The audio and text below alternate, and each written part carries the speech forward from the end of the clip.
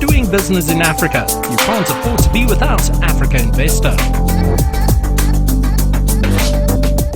So I'm now going to call on Vinco. I see that you're back, and just to give us your view about what Eric said, and where you see Bern Union members playing a role in supporting commercially viable transactions created as a consequence of the African Continental Free Trade Area. Over to you.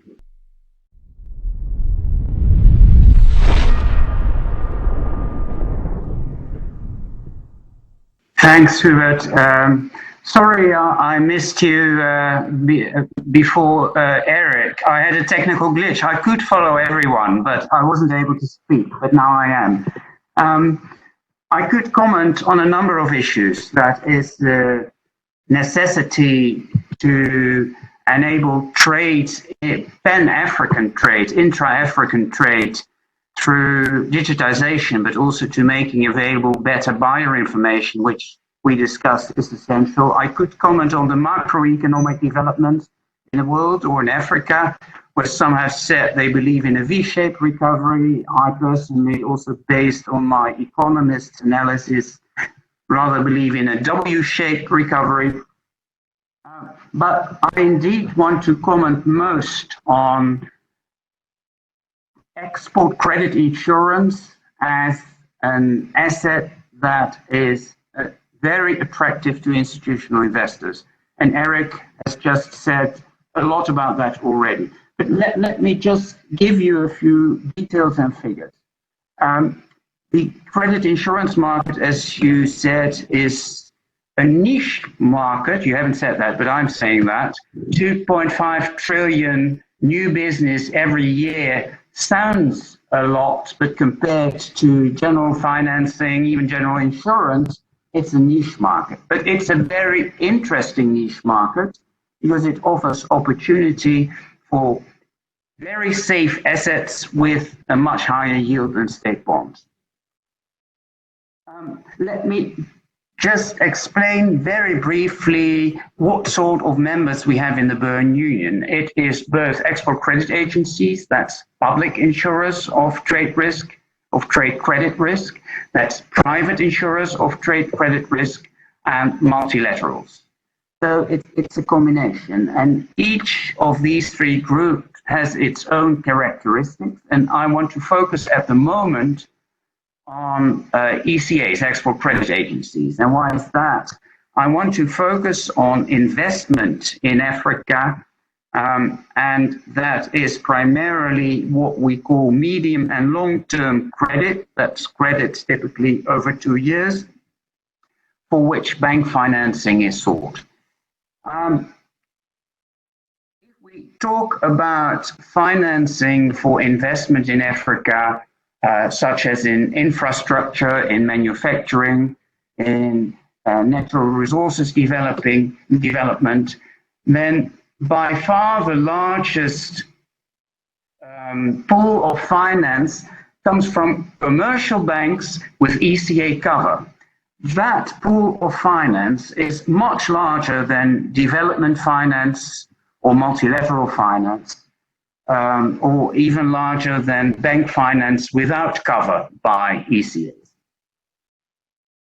When we talk about sub-Saharan Africa, last year, Bern Union members for medium and long-term credit, Bern Union ECAs insured over $16 billion. Now, that doesn't look very much, but to some countries, certainly the smaller African countries, the contribution of ECA-covered loans is considerable. Think, for instance, about Mozambique last year, where the whole LNG development was largely financed by commercial banks benefiting from ECA cover. Then looking a bit closer to what sort of risks these banks with ECA cover finance. That is primarily sovereign exposure. And sovereign exposure is primarily, again, for infrastructure development. So that's extremely important for the overall development of Africa. Another large chunk, about 40%, is project finance. As said, that's much of that is in natural resources development, LNG, oil, minerals, etc. And about 10 to 11% is finance of corporates. That's usually the huge corporates in Africa, larger corporates in manufacturing. Now, for banks, why do banks seek insurance? Well, they of course are not gamblers. They want sort of safe risks. At the moment, the only investment grade country in sub-Saharan Africa is Botswana. That's not a very big market even. So very often banks seek ECA insurance for the medium and long-term credit in infrastructure and natural resource development and manufacturing.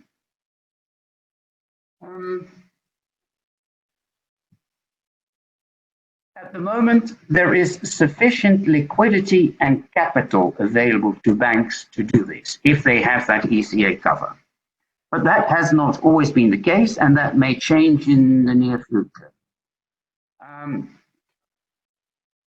Right after the global financial crisis in 2008, banks were retracting from much of export finance, and there was still a demand for investment in infrastructure, natural resource development, etc.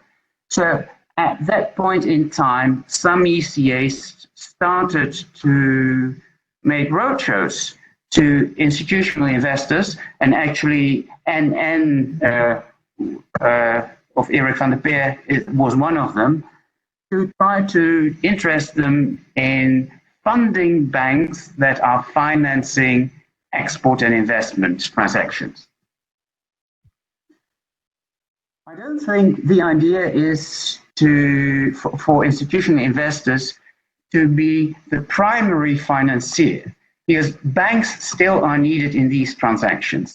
Banks are deal generators. Banks know how to structure these large and often complex deals, and banks can execute this. Only very few institutional investors have this capacity and expertise to do this. So the way to involve institutional investors is let the banks do what they're good at, but very often the banks cannot keep those assets on their balance sheet because it will blow up their balance sheet. So the banks want to either to sell or to transfer in another way these assets to institutional investors. And that is what actually started after the global financial crisis in 2008, 2009. And why is this of interest to institutional investors? It's the same risk as the risk of the sovereign of the ECA. So Eric had already mentioned that if the ECA is in Germany or Finland or the Netherlands, you'll have a German or Finnish or Dutch sovereign risk. But as he said, the margin on the sovereign bonds is often below zero, while the margin on these commercial bank loans with ECA cover have an uptick, a considerable uptick. It can vary considerably, say between 50 and 200 basis points, but it is considerable. It's the same risk as the state bond, but a much higher margin. Isn't there any downside then? Yes, there is a downside for institutional investors, and that is the liquidity. This asset is not very liquid. You can sell and buy state bonds every day, but these assets, ECA-covered loans, are rather illiquid. There is a market for it, but it's an illiquid market. So these assets are of interest to institutional investors who have obligations with a similar amortization or a similar tenor. That can be, when you look at ECA-covered loans, from 5 years till 18 years. If you are a pension fund or a life insurer or a state wealth fund, then that could be of interest because you can match these tenors and these amortizations. How big is that market? Well, as said, at the moment, it's not very big because at the moment, still banks have sufficient capital and liquidity. But it might well be that in the near future, things will turn bad. Maybe not as bad as for banks as during the global financial crisis, but I'm hearing signals already that there is a capital issue already growing for banks because the banks' assets are being downgraded. As a consequence, the banks themselves that finance these investments may be downgraded, and then they need more capital. Capital is very difficult to raise these days. And then again, institutional investors might come in play and fund these banks. That would be beneficial for everyone. It is beneficial for the recipients, the host countries of these investments, mainly in infrastructure.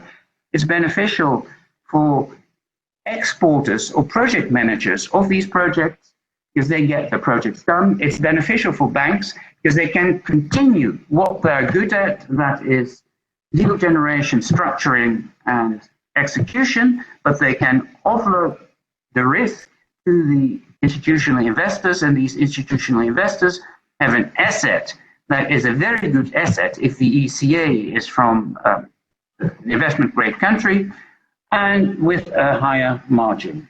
I stop here with my far too long elevator pitch. Thank you. Doing business in Africa. You can't afford to be without Africa Investor.